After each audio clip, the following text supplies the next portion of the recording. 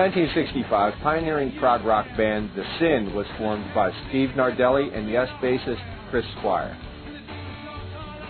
Now, Steve Nardelli is back with new band members Francis Dunnery on guitar and Tom Brislin on keyboards to record the new Sin album, Big Sky. Okay, here we go, lovely drum. You ready? All right. Here we go. 3, 4. The last couple of albums did very well. Sindestructible was the last big studio album we did, which was got great critical acclaim, and did very well actually. A lot of the time Steve's worked with people in the past, and they've done some great work, you know, don't get me wrong, I don't mean that, but they haven't based the albums around his voice. That's probably the main difference between this one and the other ones. Like, we're not doing like 75-minute long guitar solos and, you know, having lasers put on ourselves. Well, I've got a few lasers. And, you know, the songs have become the priority, and more importantly, Steve's voice has.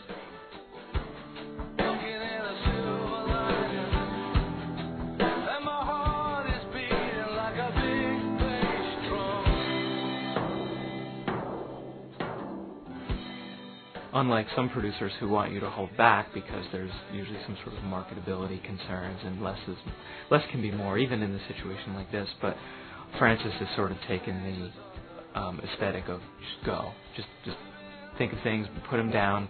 We can always remove things we don't want. And Steve has been the same way. You know, even as directing Francis as the producer, Steve's just saying, here we have the ideas, let's go for it.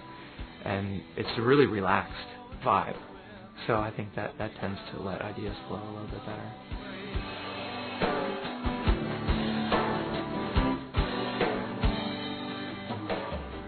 Tom and I were laughing before that we think, you know, some of the songs, it sounds like the tragedy of space. There's like something tragic about it.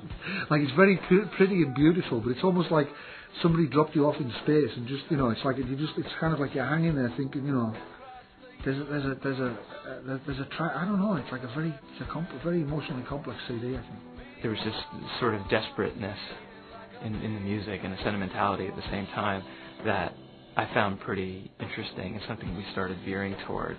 We've got this great vibe in the tracks. You can't beat it.